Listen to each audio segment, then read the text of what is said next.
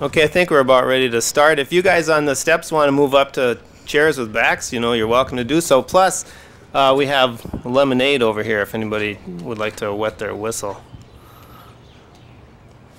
We have a pretty good turnout. There's more than just the readers. That's what excites me. Is it required for a class? Well, we'll make it worth your while. Good afternoon, and welcome to the library's front porch. And some of you may be wishing we were in an enclosed porch today, but I think the weather's going to be just fine. Knowing as we do that April is the cruelest month, there was some hesitation about coming outside with this thing, but we have a dream, and the dream is that this is going to become a large festival. I was just telling Lon, maybe like a 3-day poetry festival, and the quad is completely covered with fans, and they're camping and they're selling concessions and everything. So it had to be outside. My name is Dan Gjelten. I'm director of O'Shaughnessy Frye Library, and I'm very happy to welcome you here. There's two special things going on this week. You may know that it's National Library Week. I hope that's something that's a prominent part of your calendar every year. And so one of the events that's part of National Library Week here is a book sale. We're having probably the best book sale we've ever had. Tremendous inventory this year. And we just decided today to devote the proceeds of the sale to the Kosovo refugee assistance effort. So you might want to consider going back in and buying a few more books since it's a good cause. But if you feel a special kind of convergence happening this week, it's because we're also in the middle of National Poetry Month. So the two things are going on at the same time. And we're here really this afternoon to help celebrate National Poetry Month, which was inaugurated in 1996. And one of the features has become something called the Favorite Poem Project, and the Poet Laureate of the United States has helped get this project going, and it involves bringing together regular people, regular Americans, to get out and read their favorite poems or recite their favorite poems. And there's really two convictions that this project is based on. One is that poetry as a kind of song really needs to be recited out loud and read out loud rather than silently. And the second is that people have poems that have special meaning and special power for them. And so here we are. We have gathered together about 15 people from the St. Thomas community, from different walks of life within our community, who have agreed to read their favorite poems. I want to thank Kirsten Durking and Julie Kimlinger for helping to put this event together. It took a bit of work to come up with those 15 names. My guess, is that next year they're going to be knocking on our doors, and there's going to be hundreds of people that want to read their poems after today's event. So next year might not be so much work. What I'm going to do then, I hope each of the readers has a list of the order. I'm going to let you introduce yourselves. Tell us what you do at St. Thomas, and then introduce your poem and tell us why it's a special poem for you, and go ahead and deliver it. But I'm going to kick it off with one of my favorite poems by a poet named James Wright, who was born in 1927 in Ohio, and died at an early age. Unfortunately, died in 1980 at age 52 of cancer. He did teach, by the way, at the University of Minnesota, and also down the street at McAllister in the early 60s. So he has a strong Minnesota connection, and I'm really sorry because I appear to have lost the poem. Excuse me 1 second while I look it up again here. And he was involved in what was at that time a very active writing community in Minnesota.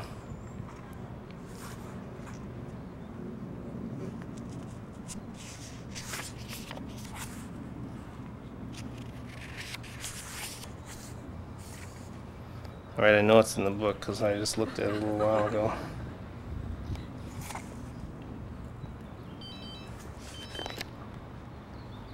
I'm a librarian, I'll use the index.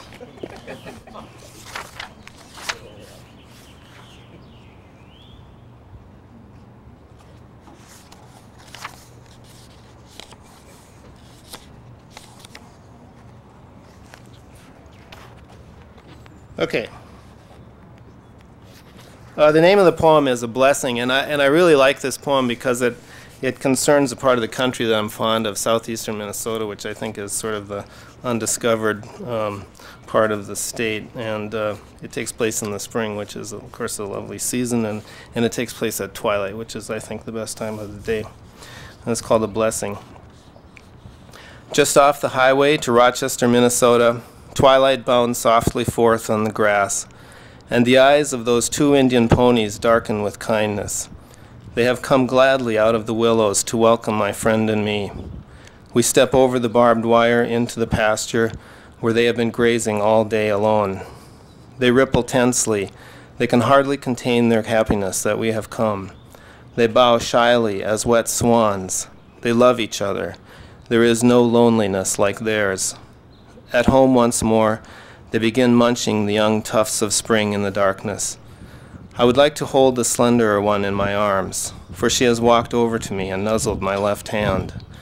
She is black and white, her mane falls wild on her forehead, and the light breeze moves me to caress her long ear that is delicate as the skin over a girl's wrist.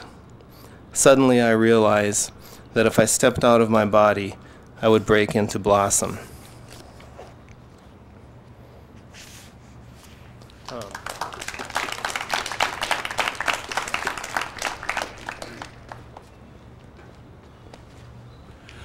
My name is Tom Hodgson. I'm the swimming coach here at St. Thomas. I also teach in the undergraduate Department of Health and Human Performance and moonlight with the School of Education in their master's and doctoral programs.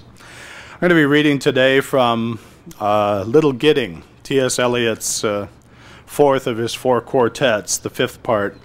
I chose this poem because it was Eliot who captivated me when I was an undergraduate student back shortly after the earth cooled at the University of Minnesota. Eliot resonated with me. It wasn't until I went back to Eliot as an adult that I really found out that it was his incredible mastery of the language and his ability to generate images that that captured that wonderful melancholy of those times in my life. So this is the fifth part of Little Gidding by T.S. Eliot, written in 1942. What we call the beginning is often the end, and to make an end is to make a beginning. The end is where we start from, and every phrase and sentence that is right, where every word is at home, taking its place to support the others. The word neither diffident nor ostentatious, an easy commerce of the old and the new. The common word exact, without vulgarity. The formal word precise, but not pedantic, the complete consort dancing together.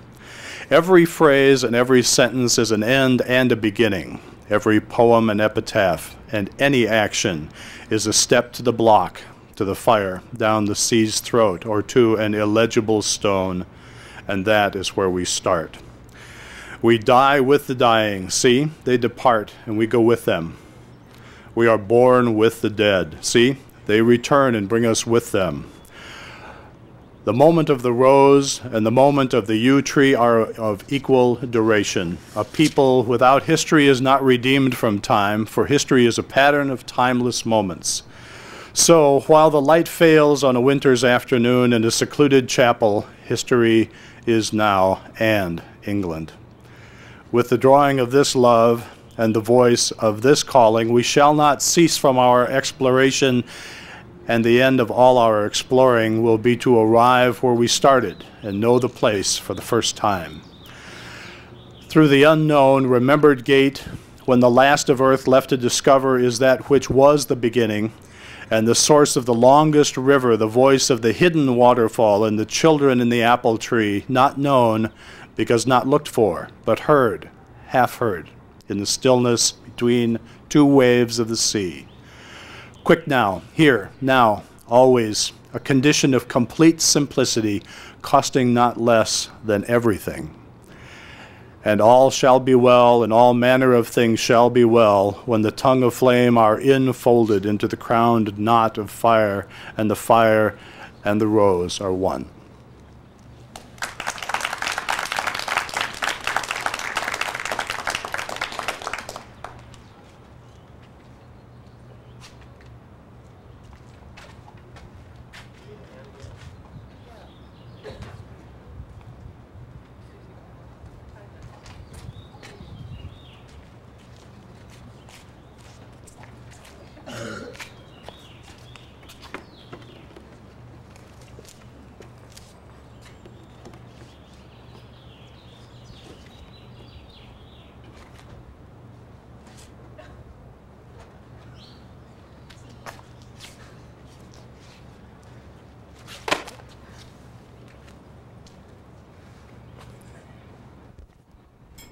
Hello, I'm Gayle Lamb. I'm the cash operations manager for food service here at the university.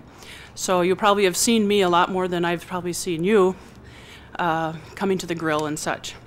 Today I'm going to read a poem that was written by a woman from my neighborhood, which is Powderhorn, which is over in South Minneapolis. And it is about the May Day Parade. And if you have never heard of it or seen it, it is a very visual event, and it is happening May 2nd this year. It is the 25th annual parade, and this costume I have personally worn in 2 parades, and I have also used it for a Diverse Voices in the classroom presentation we did on crossing the Lake Street Bridge. So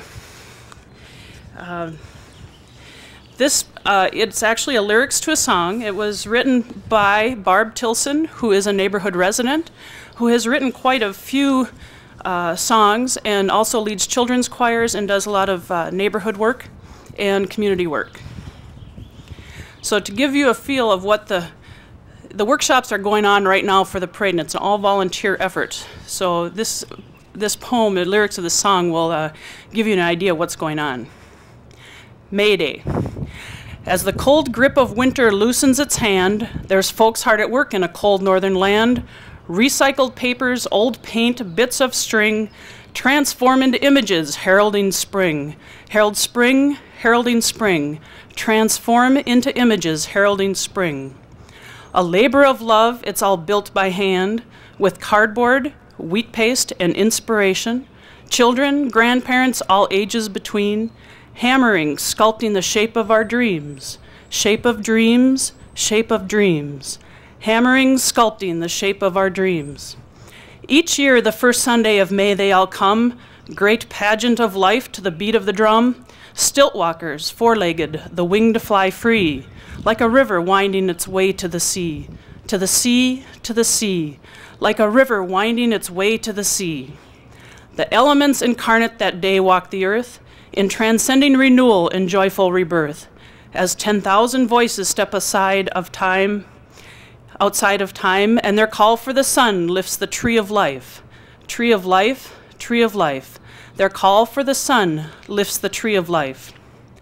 Hope over despair, life over death, the deep freeze of winter warms with spring's breath. Peace over war, joy over strife, sing the song of the earth, dance the great dance of life. Dance of life, dance of life. Sing the song of the earth, dance the great dance of life. Thank you.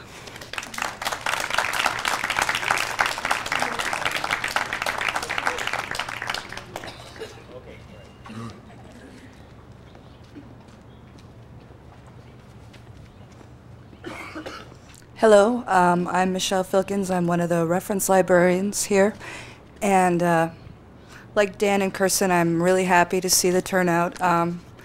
It's a big improvement on last year where we had a lot of enthusiasm but not as many bodies, so this is great. Thanks all of you for coming. It's hard for me to choose one poem, but I decided to go with a selection by Wisława Lzymbrska. I hope I'm pronouncing that right, a Polish poet. And this poem actually appears in a later book of her poems, View with a Grain of Sand, under the title Could Have, but in this particular volume, it's Sounds, Feelings, and Thoughts. It's listed as There But for the Grace. There but for the grace. Oh, and one more thing. I should say I guess the reason I like her poetry so much is because there's something deceptive about it. It's simple, but it's every poem really, I don't know. You'll see. There but for the grace. It could have happened. It had to happen. It happened sooner, later, nearer, farther. It happened not to you. You survived because you were the first. You survived because you were the last. Because you were alone. Because of people. Because you turned left. Because you turned right. Because rain fell. Because a shadow fell. Because sunny weather prevailed. Luckily, there was a wood. Luckily, there were no trees. Luckily, there was a rail, a hook, a beam, a break, a frame, a bend, a millimeter, a second. Luckily, a straw was floating on the surface. Thanks to, because, and yet, in spite of. What would have happened had not a hand, a foot, but a step, a hair's breadth, by sheer coincidence. So you're here, straight from a moment still ajar. The net had one eye hole and you got through it. There's no end to my wonder, my silence. Listen, how fast your heart beats in me.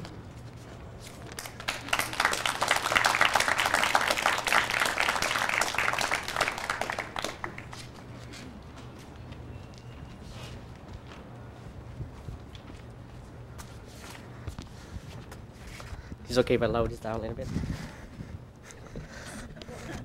Unless I want to stand up and I get it. Good afternoon. My name is Doug Vu. I'm a junior major in business, and here at St. Thomas, I'm working with the Argos Council, and I'm a president there this year. And I want to thank Kirsten for inviting me to speak. And she didn't tell me that I would speak in front of this large audience with the camera and microphone, so I might be really shy here. But I would share with you the poem is. I'm not sure it's in a book or not, but a friend of mine said to me my freshman year 3 years ago is called The Invitation by the name of Araya Mountain Dreamer. He's the Indian elder. And the reason I picked this poem is they have some meaning to me is in the past 3 years about like overcome the obstacles to do what need to be done here for myself and other people. And one of the things is I just got back from Boston last week. Some of you might know about a program called Vision Trip Program. And it's about 12 hours, spent about 8 days out there working with the children in South Boston. What is when I get home and I got the email from Kirsten asking me to read the poem, and I just remember some of the story out there. That's why I picked this one. And I like to share the story so you can understand why I read this poem. Is when we were out there working with a group of about 15 kindergarten students, they age ranging between 3.5 until about 6 or so. And one afternoon I would be working with a group of students. We would try to set mini basketball game going, and one of the children out there, his name is Andrew. He's very good at basketball. He's only about 5, but he told me he's been playing basketball since he's about 2 years old. So I told Andrew that we can try to set a game going. And one of the girls that come up to me, she asked me if she want to play. Her name is Morgan, and I said, sure, Morgan coming in. But Andrew just look at me, stare in the eye, and say, no, she can't play. She's a girl. She's not supposed to play basketball. And it took me about half an hour to explain to Andrew and Morgan that in our society today that everybody can do anything they want to do, and we need to give people a chance to try it, to support one another, encouraging it. And finally, Andrew agreed that Morgan go play if she got to, play. And we decided that he'd be the captain, and so she can tell her what to do. But the story kind of struck me is about like how we live in society when we grow up adult. Sometimes we forget that just that encouragement about tell somebody that they can do it instead of they can't do it, and it's like we're helping. So I'll read this poem for you. The Invitation. It doesn't interest me what you do for a living. I want to know what you ache for, and if you dare to dream of meeting your heart's longing. It doesn't interest me how old you are. I want to know if you will risk looking like a fool for love, for your dreams, for the adventure of being alive. It doesn't interest me what planets are squaring your moon. I want to know if you have touched the center of your sorrow, if you have been opened by life's betrayals, or have become shriveled and closed from fear of further pain. I want to know if you can sit with pain, mine or your own, without moving to hide it, or fade it, or fix it. I want to know if you want, I want to know if you can be with joy, mine or your own. If you can dance with the wildness and let the ecstasy fill you with the tips of your fingers and toes, without cautioning us to be careful, be realistic, or to remember the limitations of being a human. It doesn't interest me if the story you are telling me is true.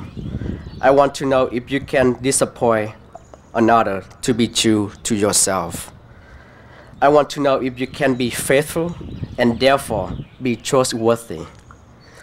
I want to know if you can see beauty even when it is not pretty every day. And if you can source your life from its presence. I want to know if you can live with Pharaoh, yours and mine, and still stand on the edge of a lake and sail to the silver of the full moon. Yes. It doesn't interest me to know where you live or how much money you have. I want to know if you can get up after the night of grief and despair, weary and bruised to the bone, and do what needs to be done for the children. It doesn't interest me who you are, how you came to be here. I want to know if you will stand in the center of the fire with me and not swing back. It doesn't interest me where or what or with whom you have studied. I want to know what sustains you from the inside when all else falls away. I want to know if you can be alone with yourself, and if you truly like the company you keep in the empty moments.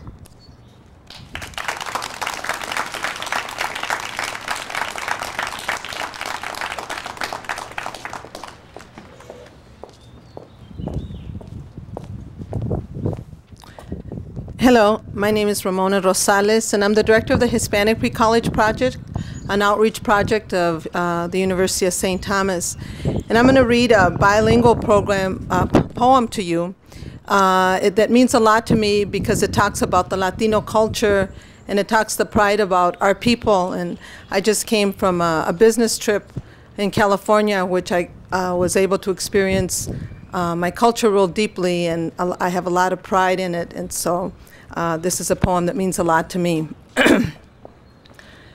The poem is Why Am I So Brown? It's by Trinidad Sanchez Jr. A question Chicanitas ask while others wonder, why is the sky blue or the grass so green? Why am I so brown? God made you brown, mija, color bronce, color of your raza, connecting you to your raíces, your story, historia, as you begin moving towards your future. God made you brown, mija, color bronce, beautiful, strong, reminding you of the goodness de tu mamá, de tus abuelas, de tus antepasados. God made you brown, mija, to wear as a crown, for you are royalty, a princess, la raza nueva, the people of the sun. It is the color of Chicana women leaders, madres of Chicana warriors, luchando por la paz y la dignidad de la justicia de la nación, Aztlán. God wants you to understand, brown is not a color. It is a state of being, a very human texture, alive and full of song, celebrating, dancing to the new world, which is for everyone. Finally, mija, God made you brown because it is one of her favorite colors.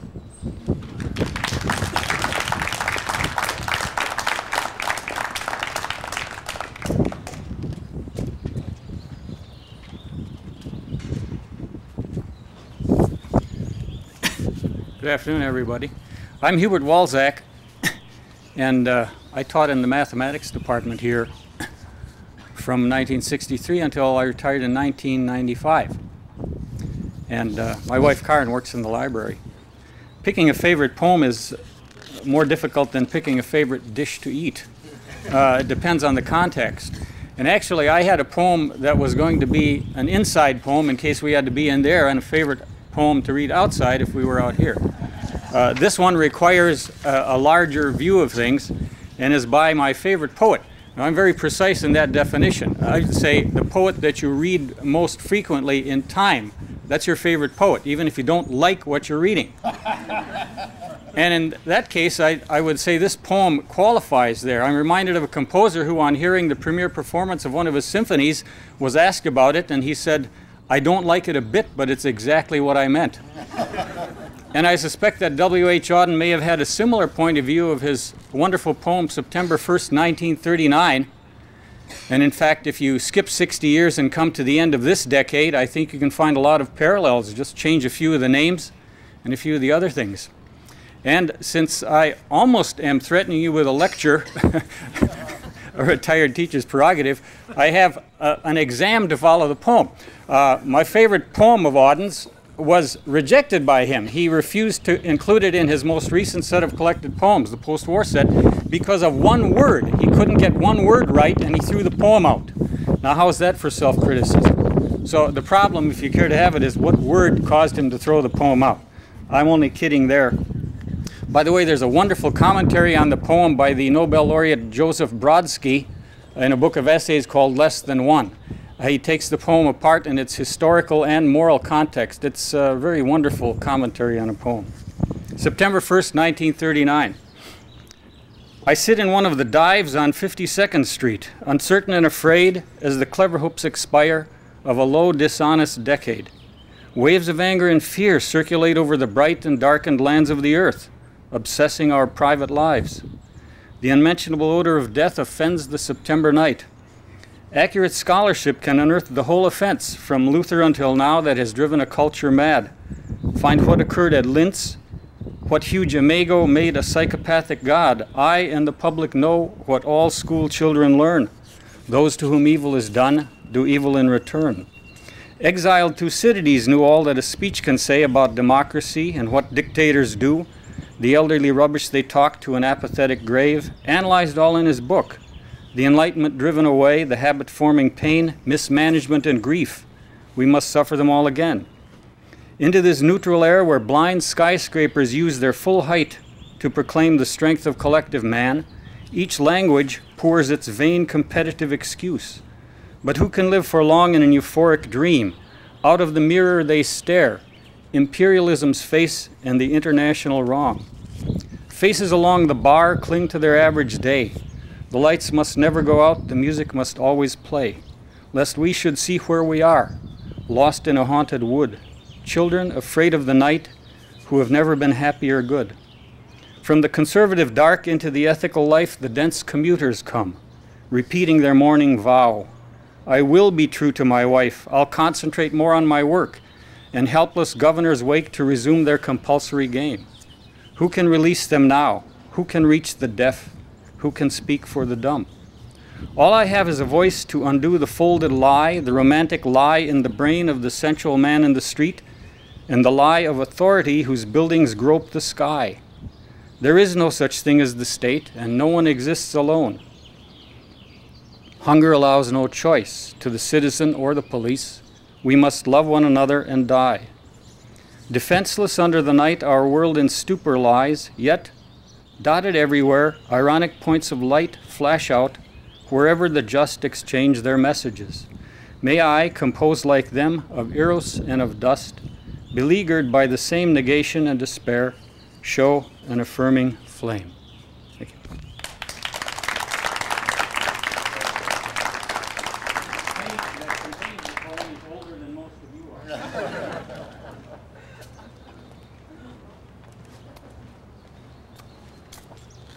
Hello, my name is Marrianne Hageman, and I'm with the Reference Department in O'Shaughnessy Frye Library, and I will be reading Jabberwocky from Through the Looking Glass by Lewis Carroll.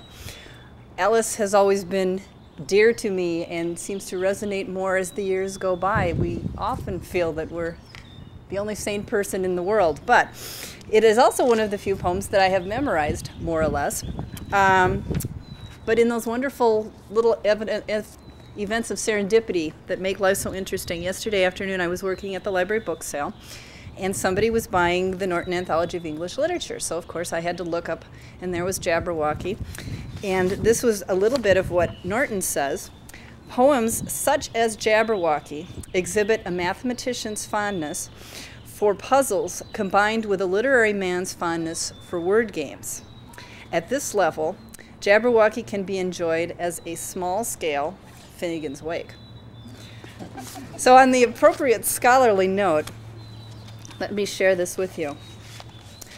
'Twas brillig, and the slithy toves did gyre and gimble in the wabe. All mimsy were the borogoves, and the mome-raths outgrabe. Beware the Jabberwock, my son, the jaws that bite, the claws that catch. Beware the Jubjub bird, and shun the frumious Bandersnatch. He took his vorpal sword in hand. Long time the manxome foe he sought. So rested he by the tum-tum tree, and stood a while in thought. And as in uffish thought he stood, the Jabberwock, with eyes of flame, came whiffling through the tulgey wood, and burbled as it came. 1, 2, 1, 2, and through the vorpal blade went snicker-snack. He left it dead, and with its head he went galumphing back. And hast thou slain the Jabberwock? Come to my arms, my beamish boy. Oh, frabjous day, Kelloo, Kellay, he chortled in his joy. 'Twas brillig, and the slithy toves did gyre and gimble in the wabe. All mimsy were the borogoves, and the mome-raths outgrabe.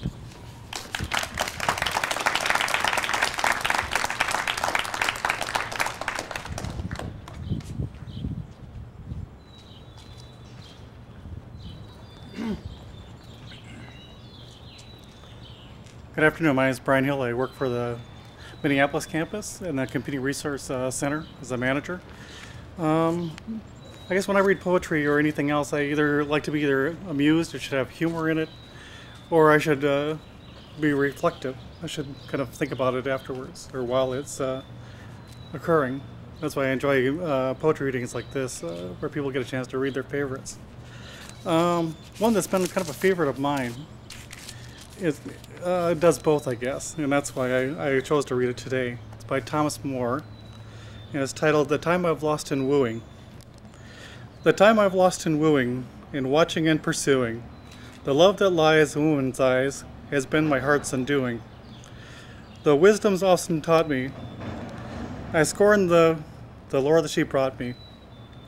My only books were woman's looks, and folly's all they've taught me.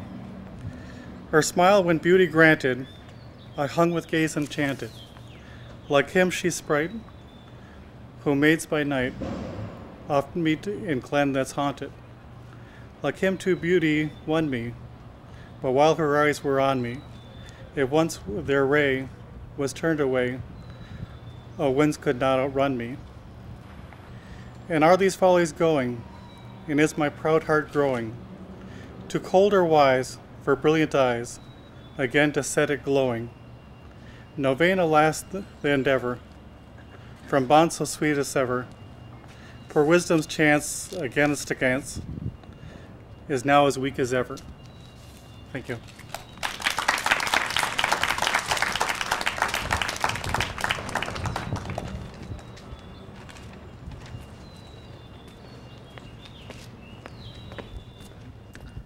Hi, I'm Billy Pierce and I work at the library, and Kirsten kind of duped me into coming, I guess.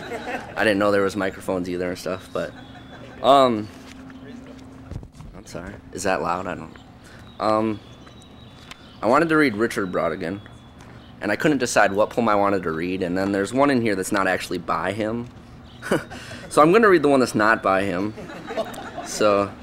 But I kind of was convinced to do that when it was laundry day a couple days ago. Actually, it was laundry day about a week ago, but I did it 2 days ago, and so, you know, and so this is about another machine, I guess, like laundry machine.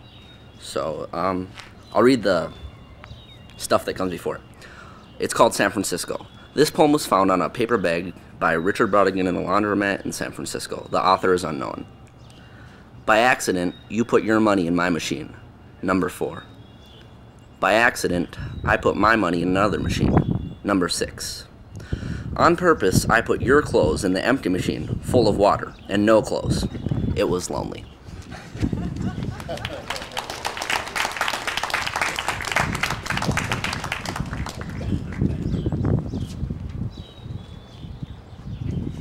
That's a tough one to follow. Hi, I'm Pat Sirek. I work in university relations. I've been at St. Thomas for about 10 years, and I think I may have the distinction of being the longest running graduate student in English right now. They tell me I have 7 years to complete the program, and it may take me longer than that, so I may be on bended knee in the program director's office one of these days. The poem I chose to read today was hard to choose because, like many of you, I have a billion favorite poems. But I chose a poem by a St. Paul woman poet, Deborah Keenan, because of the tremendous influence she's had in the Twin Cities and in Minnesota's community of poets. She also teaches creative writing at Hamline University's Master of Liberal Studies program and also in their creative writing program. And I thought you'd enjoy this because it has so many connections to things St. Thomas people tend to think about, things Catholic, things local, and I'll share it with you. It's called Stigmata. 7 times in my life, I had lesions in the center of my left palm. Before I read about saints, I hated those open places, lines of blood, and faithfully applied cream and bandages each night before sleep. I made no connection with these marks and Christ's death because I was a girl, was not taught such drama was available to me. When I grew up, I studied to become a Catholic and discovered girl and women saints. I thought about those lattice marks I'd carried in my palms, wishing them back, but they have never returned. I would like someone I love to cut long strips of white linen and wrap my hands very tenderly a few moments each month. I would not like my hands to be bleeding or in disarray. I would just like that gentle treatment.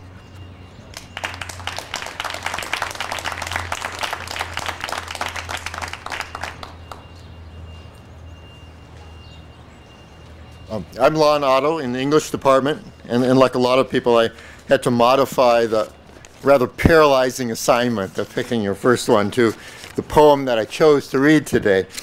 The poem I chose to read today, which I've also realized I just lost. No, here it is. By D.H. Lawrence, whom you might know as a novelist, which he was also. The poem is called Snake, and I chose it because it was one of those poems I think that not so much taught me something about the world, but confirmed the weirdness that I'd sensed in it myself, and that's always has been important to me. Snake, D.H. Lawrence. A snake came to my water trough on a hot, hot day, and I, in pajamas for the heat, to drink there. In the deep, strange, scented shade of the great, dark carob tree. I came down the steps with my pitcher and must wait, must stand and wait, for there he was at the trough before me. He reached down from a fissure in the earth wall in the gloom and trailed his yellow-brown slackness, soft-bellied down over the edge of the stone trough and rested his throat upon the stone bottom. And where the water had dripped from the tap in a small clearness, he sipped with his straight mouth, softly drank with his straight gums into his slack, long body, silently. Someone was before me at my water trough, and I, like a second comer, waiting. He lifted his head from his drinking as cattle do. and looked at me vaguely as drinking cattle do, and flickered his two-forked tongue from his lips and mused a moment and stooped and drank a little more, being earth-brown, earth-golden, from the burning bowels of the earth on the day of Sicilian July with Etna smoking. The voice of my education said to me, he must be killed. For in Sicily, the black snakes are innocent, the gold are venomous. And voices in me said, if you were a man, you would take a stick and break him now and finish him off. But must I confess how I liked him? How glad I was he had come like a guest in quiet to drink at my water trough and depart peaceful, pacified, and thankless into the burning bowels of the earth. Was it cowardice that I dared not kill him? Was it perversity that I longed to talk to him? Was it humility to feel so honored? I felt so honored. And yet those voices, if you were not afraid, you would kill him. And truly, I was afraid. I was most afraid, and even so honored still more that he should seek my hospitality from out the dark door of the secret earth. He drank enough and lifted his head dreamily as one who has drunken, and flickered his tongue like a forked knight on the air, so black, seeming to lick his lips, and looked around like a god unseeing into the air, and slowly turned his head, and slowly, very slowly, as if thrice a dream, proceeded to draw his slow length curving round and climb again the broken bank of my wall face. And as he put his head into that dreadful hole, as he drew slowly up, snake easing his shoulders, and entered farther, a sort of horror, a sort of protest against his withdrawing into that horrid black hole, deliberately going into the blackness and slowly drawing himself after, overcame me now his back was turned. I looked around. I put down my pitcher. I picked up a clumsy log and threw it at the water trough with a clatter.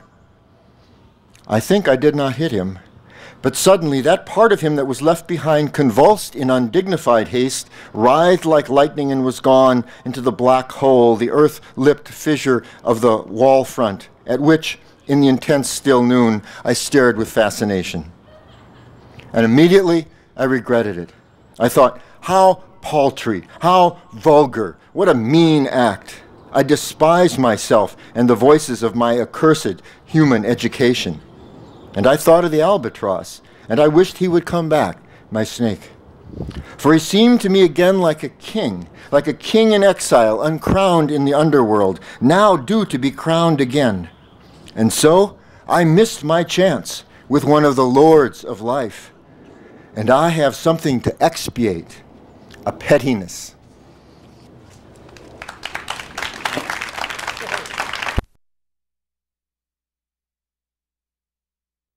Masters of Arts program in English, and I'm in Lon's class right now, and it was actually his class that sort of inspired me to choose the poem You Were Wearing by Kenneth Koch to read today.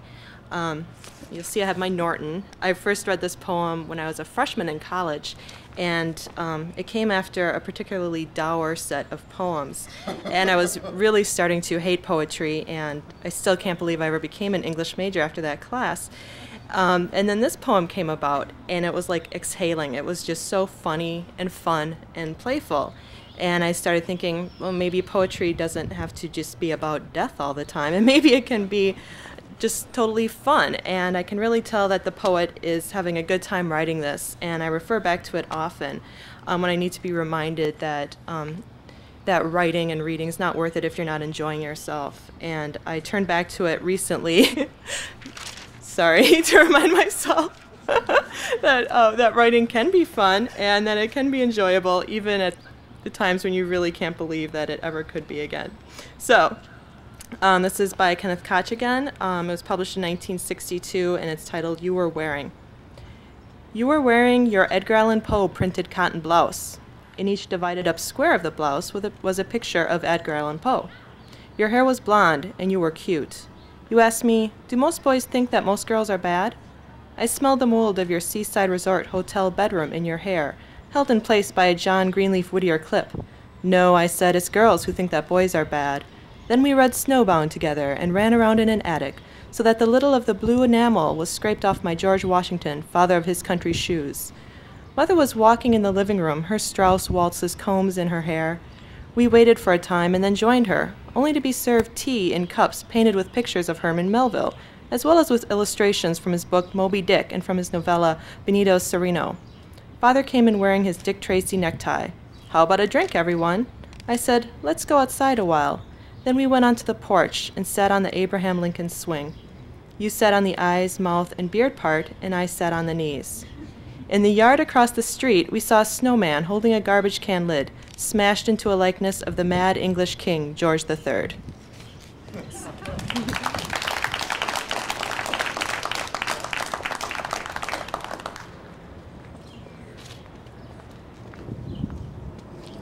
Hello, my name is Joanne Toussaint. I'm a member of the periodicals department here at O'Shaughnessy Frye Library at St. Thomas.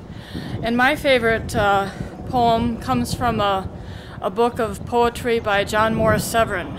None of you may have heard of him, probably not, because he was my uncle. He was born in 1926 in North Dakota and became diagnosed with muscular dystrophy at age 5.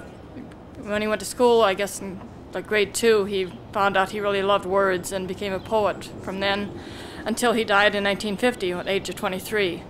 And the poem I'm going to read to you today of his is called Sunlight on the Meadows on the Banks, and it's always been one of my favorites of his. Just the rhythm just really catches my ear. Sunlight on the meadows on the banks. Oh, look, all you, look, look. Sunlight on the meadows on the banks. You can see the blessed river's rapid streams glimmer glimmering to shine in a rushing, dashing, splashing, placid peace. You can dip in them or dip out them, your dreams. Dip in them or dip out them, the cool, expansive, precious wetness, with all pearls in its drops, dropped drops, for your thirst, mortal or immortal, for your thirst. See the fishes, swimming fishes in the reeds, over rocks, in the reeds of those white and liquid sunlights, flashing rainbows in their one light, in the reeds, from the sands, growing out and greening up toward the star-starred sky, through the air, through the light, bright, quite clear, mote-sparkled heights of the air. Oh, look, all you, look, look, sunlight on the meadows on the banks.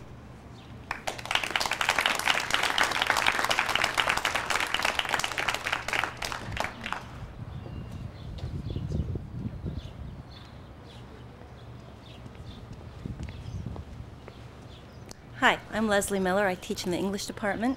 And I, too, had a great deal of trouble picking a poem and a favorite poet. I chose Elizabeth Bishop because she's a poet that a lot of people don't hear about, but she is one of my favorites and probably one of the greatest influences on my own work. She's certainly a wonderfully reticent poet and a funny one. And so I've picked one of my personal favorite poems. It's called Filling Station. Oh, but it is dirty, this little filling station.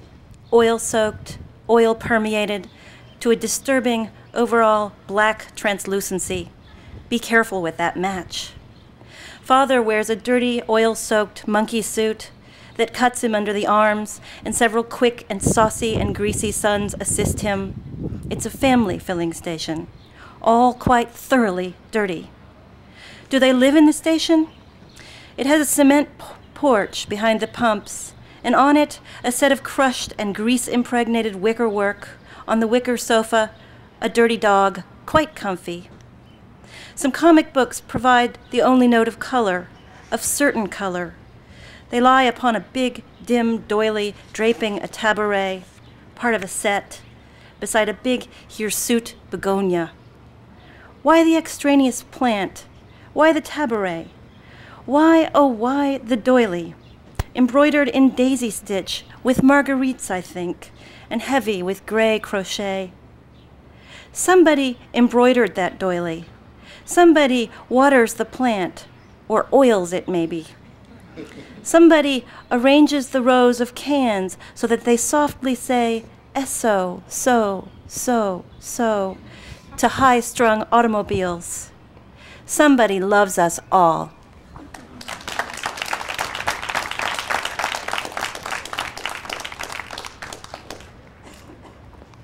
Okay, thanks everybody, readers and listeners, for coming. We'll see you next year when we're going to ask for your second favorite poems, okay?